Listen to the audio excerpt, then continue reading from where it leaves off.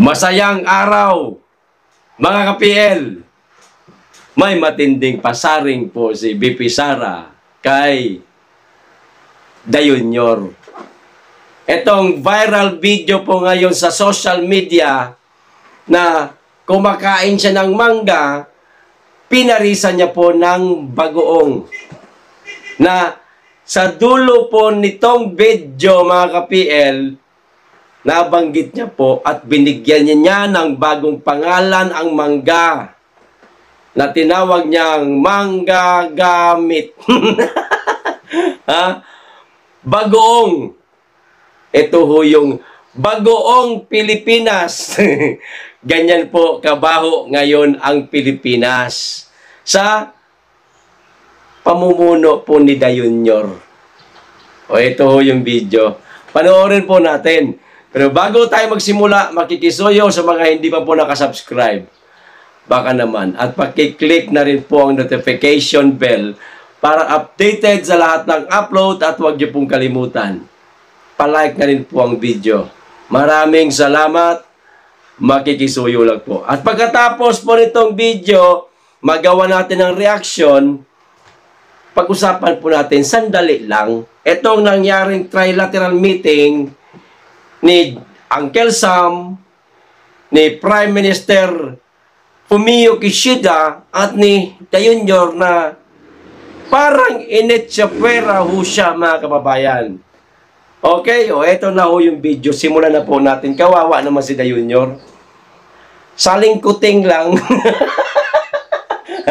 Saling kuting sa trilateral meeting. Hindi naman siguro trilateral meeting talaga yung sadya ni Dayunyor sa Amerika. Jaming-jaming lang man yata sila. Sila ni Biden. Di ba? O eto. Baka nagpulburon lang itong dalawa. Panoorin na po natin. Hindi sana. Oh! Ano sana? Sana kapiro-irbalo ni Mandi sana. Kini. Mo ni ang paborito sa kadaghanan. Unsa man na? Mo na ang gitawag nga. Tawagan eh. Ginamos. O niya, kani. O na yung gitawag nga.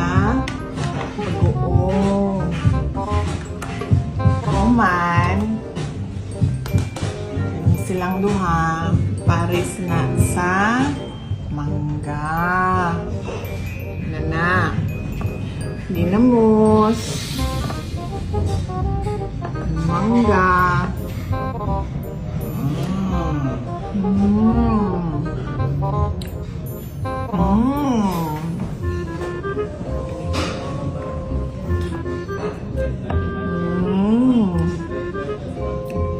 Kabalo mo say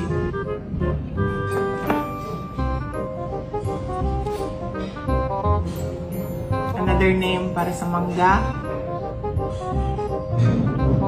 Unsa man? Ang tawag ano niya? Mangga gamit. Mangga gamit. Ayan na. Nagsisimula na ang pangalawang Pangulo, mga kababayan, na bumanat. Ha? Pag pumalag si Dayunyor dito sa pasaring ni BP Sara para naman talaga kay Dayunyor yan eh. Sino ba dapat pasaringan, di ba? Si Dayunyor lang naman. At si Dayunyor lang naman ang nanggamit kay BP Sara. Para nga naman manalo siya. Ayan. Sigurado papalag na naman yung mga trolls. Ay! PL! Hindi totoo yan. Mananalo si BBM kahit wala si BP Sara. Gonggong! Kaya nga, ilang taon nilang niligawan si BP Sara para maging tandem ni Dayunyor. Oh, taon po nilang niligawan yan. Pabalik-balik po sila ng Davao. Kasi alam nila, malakas si Inday. Gusto sana ni tatay kumalaban ito kay Dayunyor sa pagka-presidente. Napapayag nila nagamit nila, nauto nila, nabudol nila. Para kanino yan? Ha? Kay Dayunyor. Maliwanag sa'yo, Dayunyor. Manggagamit ka kasi. Kawawa ka na mama ka. Ha? Pinapasaringan ka na ng pangalawang Pangulo. Oh. Pero, alam niyo ba mga kababayan, si Dayunyor, ang laki ng takot kay BP Sara. Una, yung umuugong na di umano'y impeachment para kay BP Sara. Pinagtanggol niya si BP Sara. Walang mangyayaring impeachment. Hindi niya deserve na maging na ma-impeach. Ayan. Pangalawa, etong tungkol sa West Philippine Sea, di ba binabati ko siya? Bakit hindi magbigay ng pahayag si BP Sara tungkol dyan sa West Philippine Sea? Siguro na kita na ni Dayunyor mga ka-PL at gusto siyang magbigay ng pahayag sa West Philippine Sea. Nasabi ni Dayunyor, ang stand di umano ni BP Sara versus China, parehas di umano kay Dayunyor. Kaya hindi niya na kinakailangan magbigay ng pahayag at sagutin yung mga nanghihingi ng statement ni BP Sara dyan sa girian sa West Philippine Sea. Di ba? Pinagtanggol na naman ni Dayunyor. Malaki po ang takot ni Dayunyor kay BP Sara. Mahirap po kasi pag ito na ang nagsalita. Tapos si Dayunyor, mga ka-PL, kaya ikaw, Dayunyor, kung kinakailangan mong lumuhod kay BP Sara, gawin mo na. Kung ayaw mong mapikon ito sa'yo, eto, malapit na, nagsalita na. Pinapasaringan ka na. Yan, nabubulol pa ako. At medyo namamaos pa kasi sigaw kahapon. Para sa'yo itong pasaring. Hindi to para kay Amy o sino man. Walang iba kundi ikaw kasi ikaw lang ang nanggamit sa kanya. Simula na yan. Pag ito na segundahan, na tatluhan, nako, mahirap pag umakyat sa rally ng hakbang ng maisog at kung ano sinasabi ni Baste, ni Tatay Digong, kay Dayunyor, at yun na rin ang sasabihin niya. Lagot na, Dayunyor, baliktaran na yan. Umayos-ayos ka, Dayunyor.